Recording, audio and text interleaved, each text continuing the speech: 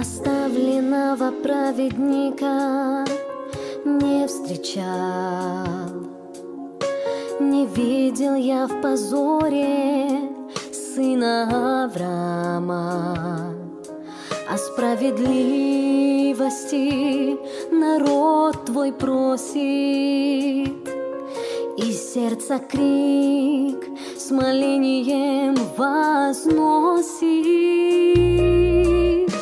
Ну разве справедливо, чтобы твой народ страдал, настолько был унижен и в рабстве умирал, и сильной болью в сердце понять я не могу, как в Бога силы веря, такою жизнью я живу.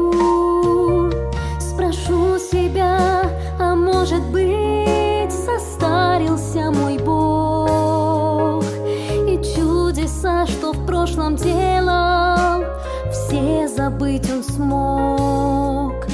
Ведь из земли Египта Бог свой народ освобождал не для того, чтоб он в пустыне умирал. Возвысь в свой молоток, мой Бог и мой судья, разрушь несправедливость, мы ждем решения от Тебя. Мой Бог, Ты справедливый, Ты не оставишь нас, решения ожидаем справедливого сейчас. Возвысь свой... Здравствуйте всем, пусть Бог вас благословит. Я хочу сразу показать вам еще одно свидетельство, которое показывает и доказывает, и что наш Господь, Он грандиозный, Он великий и справедливый, и что тот, кто обращается к престолу Его, не возвращается прежним, потому что Господь наш не отказывается от того, чтобы помочь людям, от того, чтобы поддерживать, чтобы исцелить, чтобы освободить.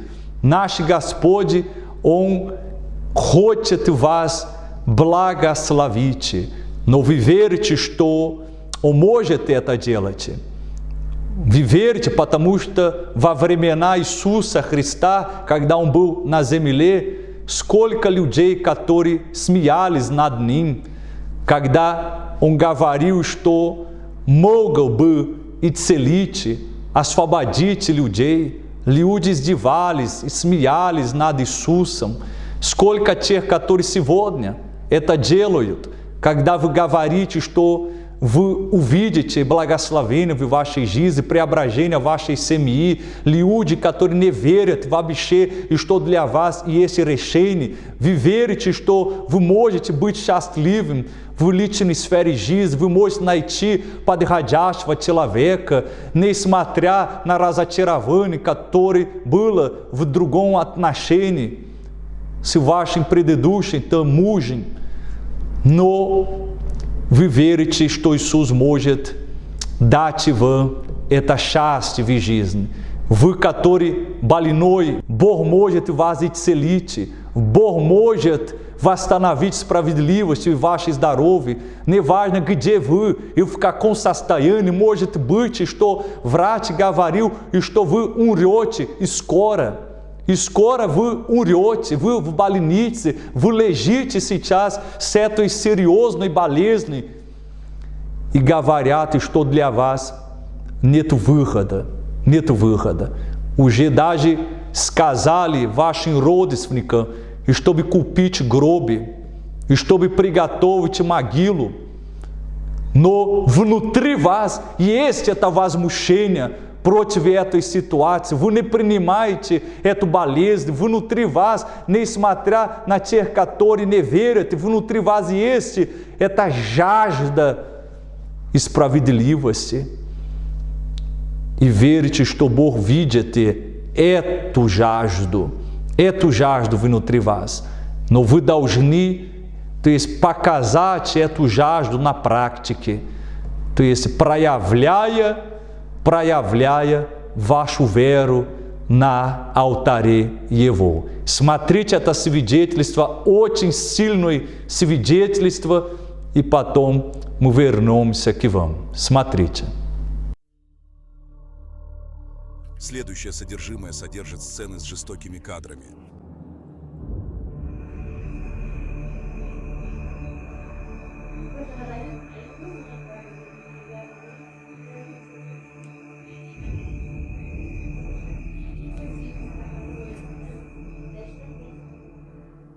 Это была моя мама, Элизанджела.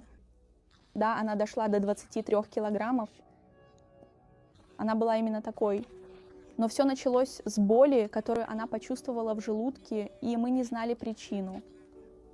Это было тогда, когда она питалась нормально, да, и вдруг начала тошнить без всякой причины. И тогда она стала очень сильно терять вес, действительно, очень сильно. И тогда началась наша борьба, мы ходили из одной больницы в другую. Никто не мог понять, что с ней, да, когда они ее видели, думали, что у нее ВИЧ или сифилис. И тогда делали целую серию анализов, да, чтобы узнать, действительно ли это так, но все было отрицательно. И в этой нашей борьбе, когда мы ходили из одной больницы в другую, мы встретили одну врачиху, которая посмотрела на мою маму и сказала: у вас болезнь Шагаса. Когда мы сдали анализ и получили результат, да, и вот это были эти анализы, и тогда действительно подтвердилось, да, что у нее болезнь Шагаса, и она уже была в ее организме 10 лет, и теперь болезнь уже была на последней стадии. Дона Элизанджела пришла ко мне в очень тяжелом состоянии.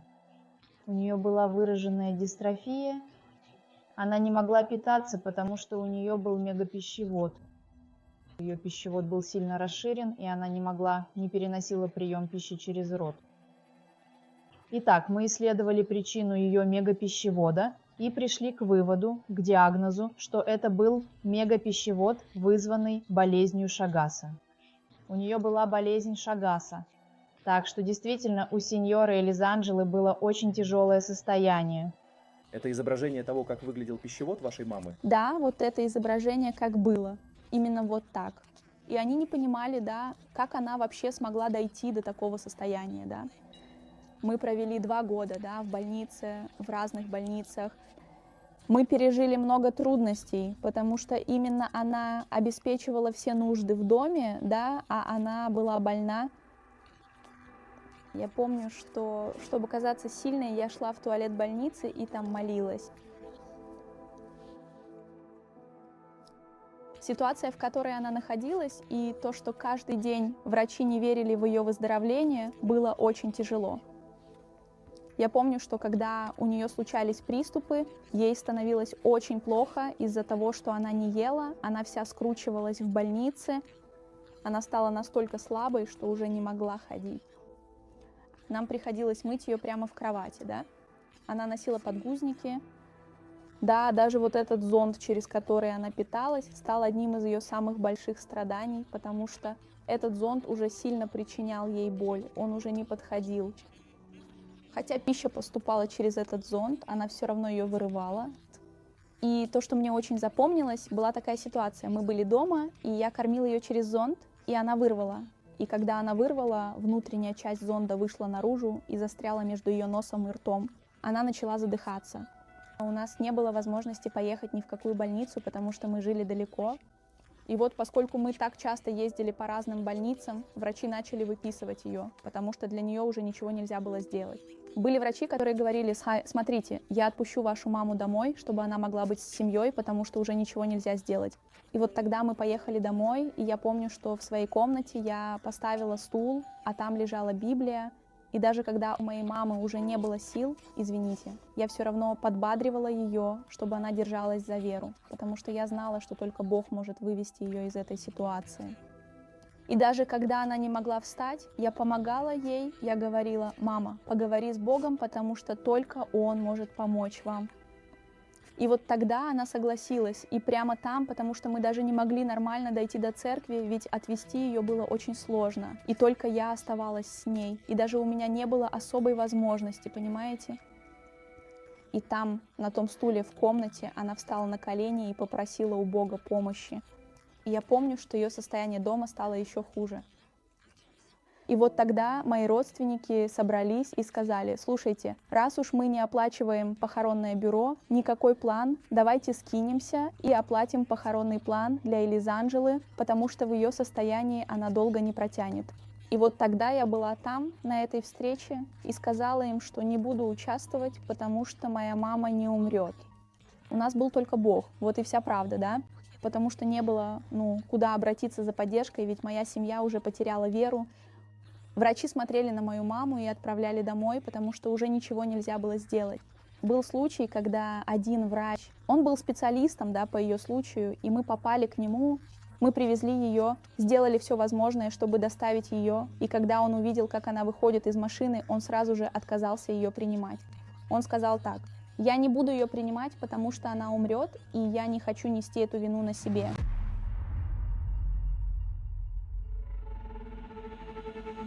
Пока моя семья, да, собиралась и собирала деньги, да, на ее гроб, я обратился к последнему средству. Да, я пошел к алтарю, и я помню, что снова, да, моя семья узнала об этом, и они возмутились, да, потому что у меня было два варианта. Либо я помогал ей, да, собирая деньги на ее гроб, пока она еще была жива, либо я шел к алтарю, что было нашим последним ответом, такова правда, да, потому что мы обратились к тому, кто мог решить нашу проблему. И я взял свою маму, даже несмотря на то, что она была очень слабой, очень изможденной. Да, я отвел ее в церковь. И я помню, да, что она сама поднялась на алтарь и... В таком состоянии? В таком состоянии.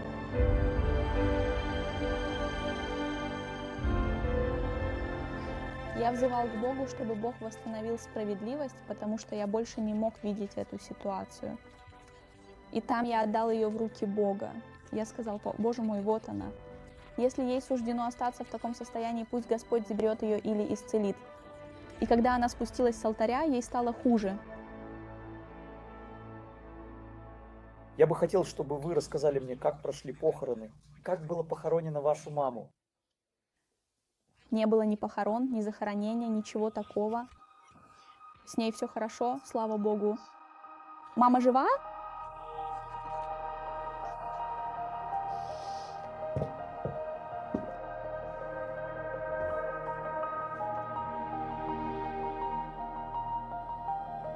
Сегодня мое здоровье на 100%, слава богу, правда. Я дошла до 23 килограммов. Да, я практически была только кожа до кости, правда? Я даже не могла сидеть. Камила должна была поддерживать меня сзади. Я могла просидеть минут 10, и у меня начиналась одышка. А потом я снова вернулась с энергией. Тогда он посмотрел на меня и сказал, что я исцелена. В тот момент я даже заплакала от радости. Потом мы сделали второй анализ, и он показал отрицательный результат. Мы отнесли его врачу, которая за мной наблюдала. Она сказала: нет, это ошибка. Сделали неправильно, второй должен быть таким же, как первый. Результат должен быть таким же, как и первый. Мы прошли через многих врачей, и все говорили, что это ошибка, что что-то не так. Я сказала: нет, я полностью и абсолютно исцелена. Это сам Бог меня исцелил, и я благодарна за это. Сегодня я здесь, жива и очень сильна, благодаря Его милости. Мне выпала честь и радость снова встретить Доню Элизанджелу. Сегодня, слава Богу, она исцелена, и я был очень рад увидеть Доню Элизанджелу такой, какой она сейчас, полностью здоровой. Если бы я действительно не обратился к алтарю и не искал, да, божественной справедливости, я абсолютно и совершенно уверен, что сегодня ее бы просто не было с нами, к сожалению. Ни при каких обстоятельствах она бы уже, и та сумма, да, пошла бы на ее гроб.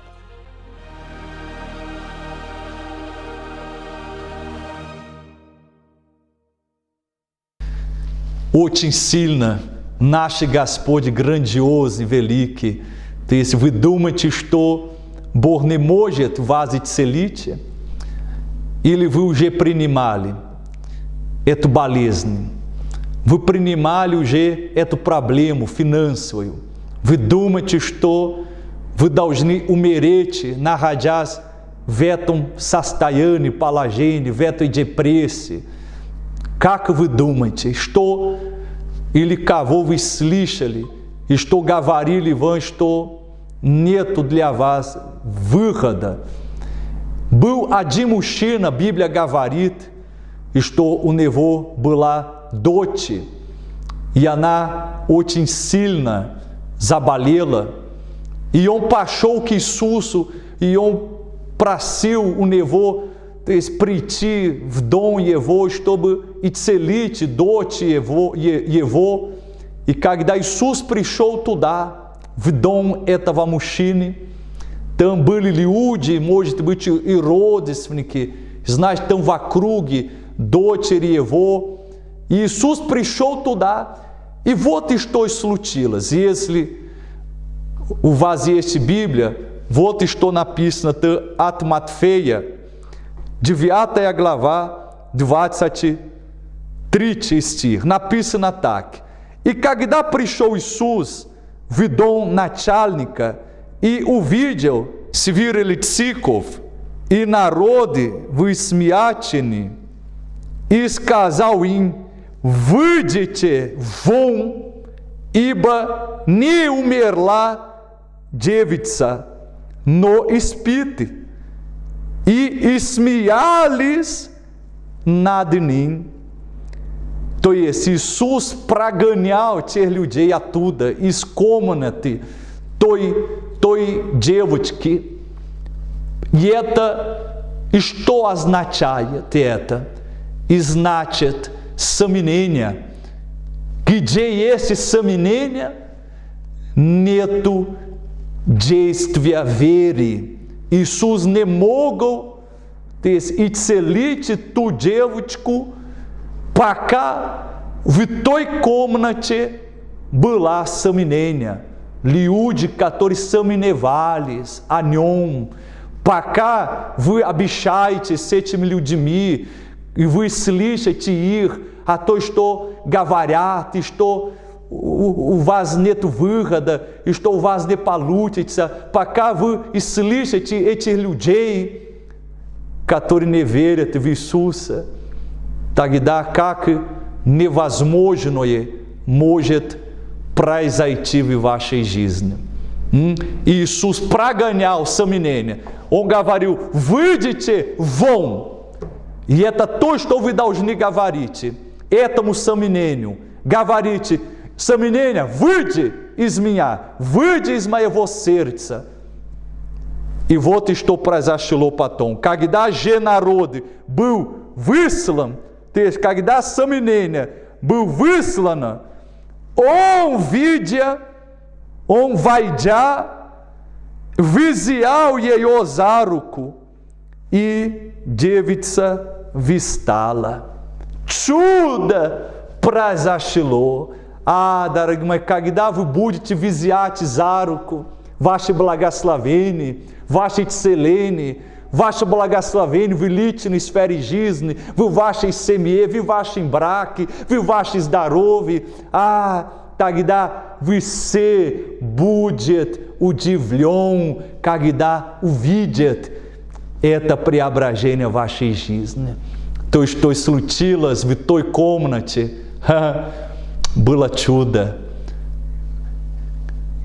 Я хотел видеть, знаете, лицо, выражение лица тех людей, которые смеялись над Иисусом. Эти люди, которые сомневаются в вас, люди, которые не верят, которые смеются над вами, они увидят преображение в вашей жизни, восстановление справедливости. Иисус восстановил справедливость в жизни того мужчины, потому что для него было несправедливость. Как и так, моя дочь, то есть она заболела сильно, она умерла. То есть, естественно, когда дети, они похороняют своих родителей, не чтобы родители похоронили своих детей. Естественно, было по-другому. она должна меня похоронить. Не я ее похоронить. Это несправедливость. Моя дочь, она молодая, она еще мечтает о том, чтобы жить, чтобы учиться, чтобы развиваться в этой жизни, а я не принимаю. Но если бы он слышал голос этих людей, голос родственников, друзей, этих людей, которые там были, и знаешь, чтобы посмотреть, что там происходит, и эти люди, которые, я могу говорить, такой любопытники, да, они только хотят знать, и что там происходит в вашей семье. Осторожно с теми, кому вы открываете двери вашего дома. Или открываете ваше сердце тому человеку. Не говорите о ваших проблемах людям, потому что они не решают вашу проблему. Но говорите Иисусу. Он пошел и говорил Иисусу о своей проблеме. Иисус слышал и пошел туда и помог той семье. Хорошо? Тогда не сомневайтесь, если через это событие веры чудо произойдет в вашей жизни. Осторожно с этим сомнением, осторожно с этими голосами, которые говорят: о, твоя мечта умерла, твое здоровье, оно умерло, твой сын умер для наркотика, для зависимости, то есть ваша личная сфера жизни умерла. Осторожно с этими голосами, потому что это неправда. То есть, когда люди говорят, что невозможно, Иисус придет и говорит: возможно. Аминь? По вере. Поэтому сейчас мы помолимся, чтобы Бог укрепил вас, вашу веру, чтобы Бог убрал это сомнение из вашей головы, из вашего сердца, и чтобы вы могли слышать только один голос, это голос Иисуса Христа, который говорит: ваша мечта не умерла, ваше здоровье не умерло, ваша семья не умерла. И есть шансы, есть возможности, пока есть вера. Хорошо? Но прогоняйте это сомнение, прогоняйте. Делать как Иисус. Выйдите вон сомнения, выйдите вон неуверенности, выйдите вон недоверия и приходите вера, приходите Иисус, и Он совершит чудо в вашей жизни. Держите вашу Библию, тогда и ваше прощение мы помолимся за вас сейчас. Наш Бог и наш справедливый судья, мы обращаемся к Тебе, мой Бог. Ты, мой Господь, Ты показал еще раз через это свидетельство, и что время чудес не прекратилось, и что Ты, мой Господь, судья судей. Пока врач говорит нет, Ты говоришь да, мой Бог. И важнее всего это когда мы слышим Тебя. Да, мой Господь, потому что врачи, они ограничены, но Ты не ограничен, мой Бог. Для Тебя нет ограничения. Когда у нас есть вера, когда мы проявляем эту веру, мой Бог, мой Бог, через нашу жертву, через нашу отдачу, мой Бог, когда человек жаждет справедливости, мой Бог, он жаждет Тебе служить, он жаждет правды, мой Господь, чудо, оно происходит, поэтому во имя Иисуса Христа мы сейчас прогоняем всякое сомнение, всякое, мой Бог, недоверие, мы прогоняем, выйдите сейчас вон из нашего разума, из нашего сердца, и вложи, мой Господь Иисус, внутри каждого, кто сейчас смотрит, кто сейчас молится вместе с нами, мой Господь, вложи внутри этих людей эту веру, эту верность,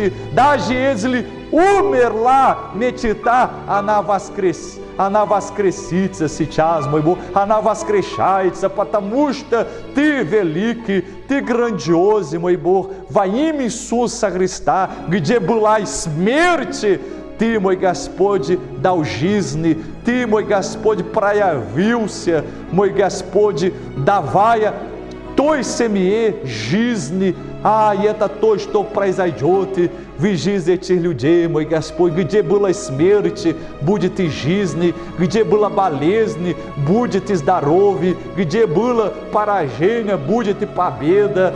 Мой Господь, где было разделение, будет соединение. Это то, что мы провозглашаем. Превыше всего, где была тьма, будет свет, будет и Дух Твой, будет и крещение Святым Духом. Примите сейчас крещение Святым Духом, примите сейчас Дух воскресения, примите сейчас Дух жизни, это Дух Святой, примите Его. Мы провозглашаем это во имя Отца, Сына и Святого Духа. Аминь. И да будет так. Аминь. Это очень сильно, дорогие мои. Когда вы слышите голос Иисуса Христа, тогда чудо, оно происходит. Перестанете слышать голос сомнения, перестанете осторожно с людьми, которые пытаются заразить вашу веру и сосредотачивайтесь на том, и чтобы и слышать голос Божий, который говорит, и есть возможно, и есть возможно, чтобы ваша жизнь преобразилась. Хорошо, тогда думайте об этом. Аминь? В эту пятницу у нас служение освобождения, тогда будем молиться сильно для того, чтобы разрушить всяких видов проклятия из вашей жизни и провозглашать защиту Божью в вашей семье, в вашей жизни во имя Иисуса. Тогда пусть Бог благословит, и до завтра мы вернемся, чтобы молиться за вас. Пусть Бог благословит и спокойно вам, то есть ночи. С Богом!